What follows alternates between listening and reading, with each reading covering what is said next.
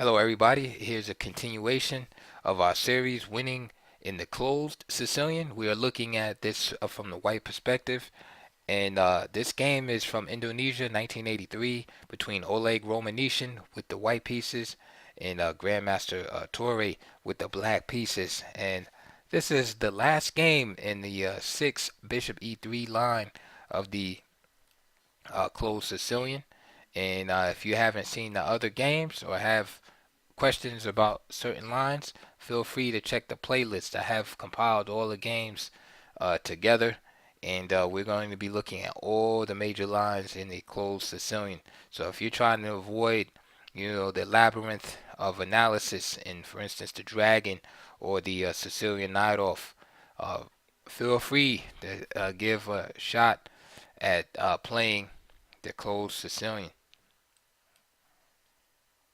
A lot of scope for original play in these lines. Now here, again, Bishop E3.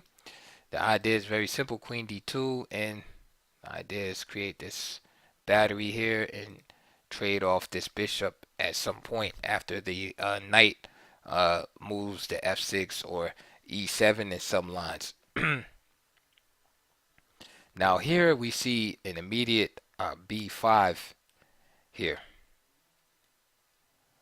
Okay. And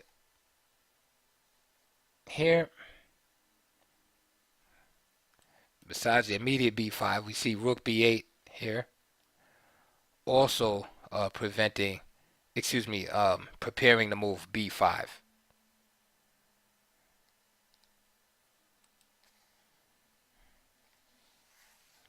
So here we see an immediate, after D6, Bishop E3, we see an immediate B5 here. It was quite aggressive move here.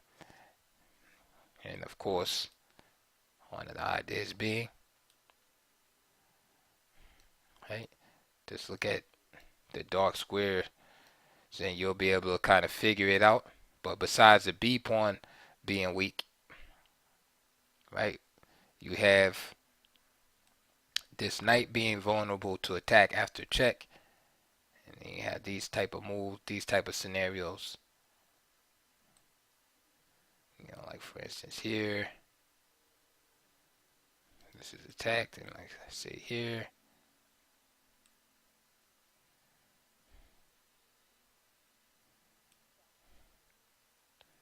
and then it can just be a big ball, massive confusion for white in this line. So B5 is not to be taken.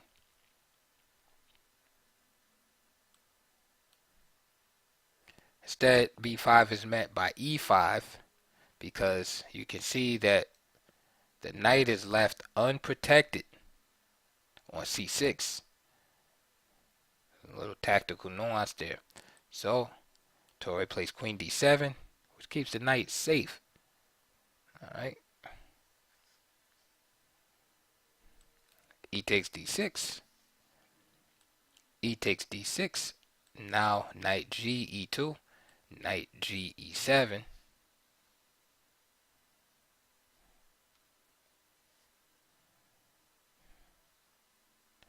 And now black plays this move. White plays D4, very powerful move. Let's just look real quick after knight G E2, because black could actually pick this pawn up. If he plays B4, knight D5, bishop takes B2, rook B1, bishop G7, castle, bishop B7, and C3.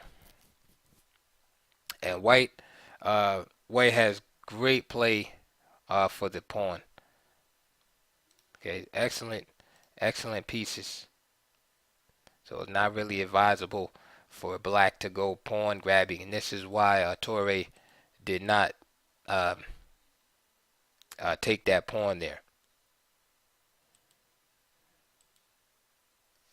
Instead, he stuck to the principles and kept developing. And now d4. Okay, so he plays this move while black really, basically before black can really get a foothold on a stranglehold on d4 here. Because again, you have the rook on a8. This is all on account of this move b5. Again, it's a double-edged move. Okay, but you can see that this bishop on g2 is pinning this knight here. So before white can really get a solid, excuse me, black can get a really solid foothold on d4, white strikes. Okay, so now b4, knight e4, castle.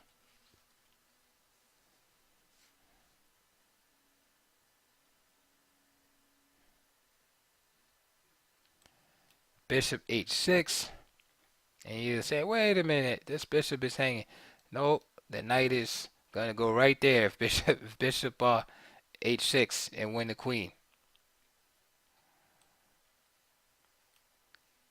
c4,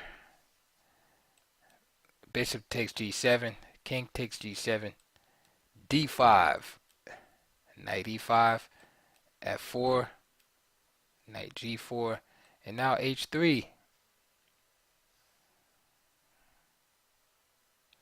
And of course, if that move was possible, then h3 would be wrong. But the problem is if knight e3, then again, and I like showing these little variations like this because you can see what happens, right, when the dark square is removed from g7. There's always little tactical issues there. Okay, so that's why a strategy is very powerful, and you'll see that across openings, whether it's the any kind of fianchetto openings, whether it's the Pyrrhic, Dragon, Accelerated Dragon, Modern Defense, whatever. When that bishop is gone, it's, the weaknesses left around the corresponding squares, and all type of tactics will arise from that scenario. So after knight g4,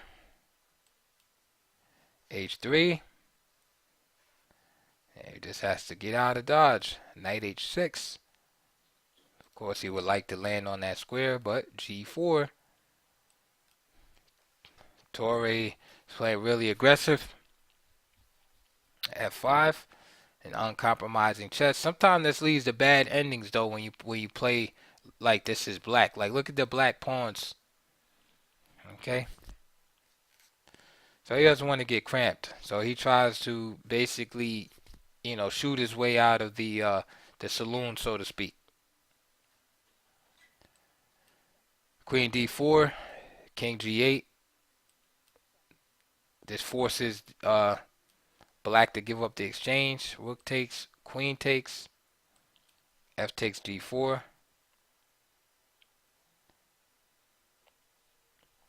And now, for some compensation for the exchange, black has an extra pawn, and he gives white a little bit of problems. For instance, he can't really capture on g4.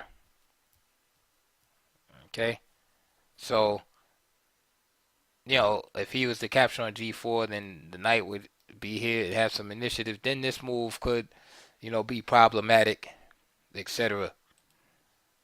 So instead of playing, capturing on g4, right, and then of course bishop b7 also. Instead of capturing on g4, he just simply plays queen e6. Okay. And the idea here is that these rooks will be able to just control the board. Alright, so he goes in the end game where he feels he has better chances. So queen takes, d takes. Now bishop can't capture because this rook will be dealt with on a8. So d5 first, and now knight d4, protecting right there. Okay, rook b8. Here we see queenside castling again. Notice the queenside castling occurs for white when there's no danger, right? There's no, first of all, there's no heavy pieces. Of course, then the bishop on g7 is gone. Rook b6, rook h e1, king g7, and now rook to e5. Bishop b7, rook d e1, and now this pawn is becoming stronger and stronger as now it's supported. Rook g5, and now we're looking at moves like this. G takes, bishop takes. Okay, and so white has managed now to force black into taking on h3, and now this bishop is reinforcing the e6 square also. Okay, and what that does is now that you have the two minor pieces, the two minor pieces are reinforcing e6.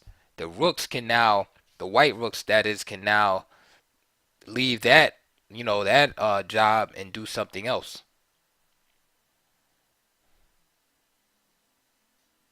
So rook d8 is played, rook g3, king to f6, king to d2, and of course standard. This is all like basic chess right here. Now the end game is here. Kings become more active. Rook d6, a3, c3, b takes,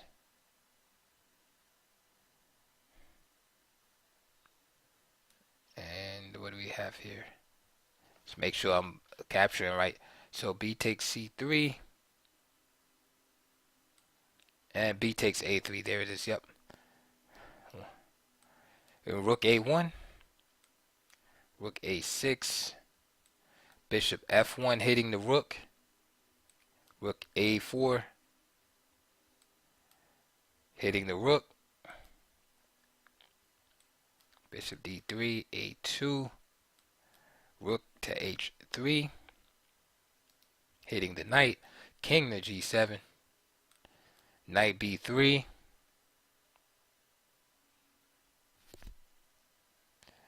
rook a3, and now rook a1 was played, rook a h1 was played here. The easier alternative seems to just be king c1 followed by king b2.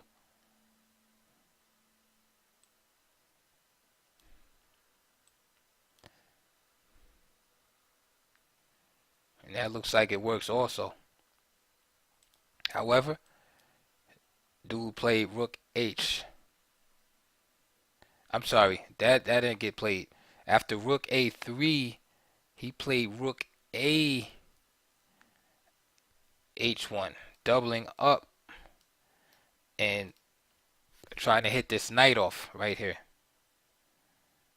But still, instead of that, just king here and here is better.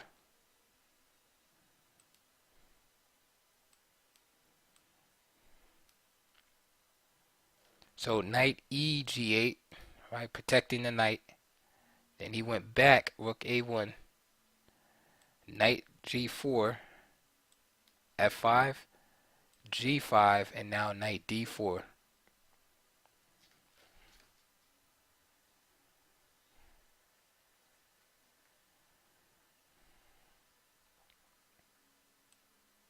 Now knight 4 to f6, e7, king f7, and now after knight b5, Torre resigned. The reason why he resigned is because after, say, rook a6, knight c7, the double attack on a rook, rook c6, then simply rook takes h7 check.